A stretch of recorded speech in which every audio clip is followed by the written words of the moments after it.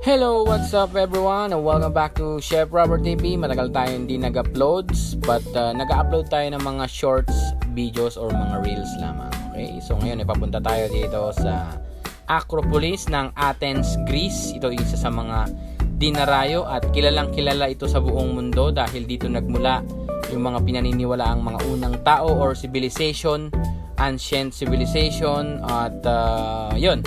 So maraming history yan na nakapaloob dyan. So ito yung pinakasentro nila, kumbaga sa atin ay Metro Manila or yung Athens, Greece, yung capital city nila. At syempre napansin ko rin dito sa kanilang city na maraming mga vandalism or mga vandals or graffiti or art. Yan makikita nyo dyan sa streets. And then parang legal yata ito sa kanila na mag vandals or graffiti. It's a form of art para sa kanila yan, i-share nila yung kanilang parang freedom of expression, di ba? So ayan, kung mapapansin nyo, hindi lang siya sa isang streets, napakarami yan from the port na pinanggalingan namin and then dito. Okay, so lakad na tayo from the bus stop at kung mapapansin nyo ay maraming mga kainan, maraming mga cafe, restaurants dito kasi ito na yung pinaka-tourist spot or destination papunta doon. Walking distance na yan. 15 to 20 minutes. So yan, papansin nyo. And yung mga isa sa mga bato na pinaniniwalaan na daang taon na or libu-libong taon na. Okay? So tara, lakad tayo at tignan natin kung ano yung nasa taas. Ayan. So para makita nyo ng totoo na nandito tayo at actual na personal natin na nakita yung ganda ng mga struktura na dinarayo dito sa Greece. Okay, tingnan natin kung ano yung mga nasa taas at silipin din natin. Ayun, kung mapapansin nyo yung nasa taas, isa yun yung makikita nyo na structure talaga na laging pinopost yan dito sa kanilang mga page and sa Greece. Okay, so ayan, nakita natin yung wall na yan, isa sa empire. Ayun yung flag ng Greece. Nandito tayo sa gilid at tingnan natin kung ano yung mga nasa taas. Okay? Let's go!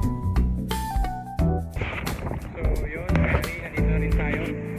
Pero hindi na tayo makakapunta sa pinakaharap dahil abot tayo ng oras ng ating embargo. At alis na rin yung ano natin, yung ship. So yan. Thank you sa opportunity and of course this is the Greece. And yun, abangan nyo kami sa mga susunod na mga upload pa namin. Thank you! At syempre bago tayo umalis, so titignan natin yung mga art collection or yung mga tindahan ng mga art and souvenir dito sa Greece. So makita nyo naman, nandyan yung mga Spartan, ayan si Medusa, yung mga nakikita nyo doon sa mga pelikula ng mga pyramid, ayan, andyan yan. So yung mga artifact, nandyan yan. Ang gaganda at kung tayo lang ay talagang magko-collect niyan ay bibihira at very rare. Ayan yung makita nyo, mga Spartan na helmet na mga sinauna. Ayan si Medusa, yung may mga ahas. So napakaganda ng kanilang culture at yung nakilala sila bilang isa. Ayan gusto ko sanang bumili but baka hindi kayanin ng maleta natin at napakarami. So dito yan, maraming kayong makikita dito. Ayan, yung mga Stoic philosopher, sila Aristotle. Ayan, makikita nyo dyan. Napakarami.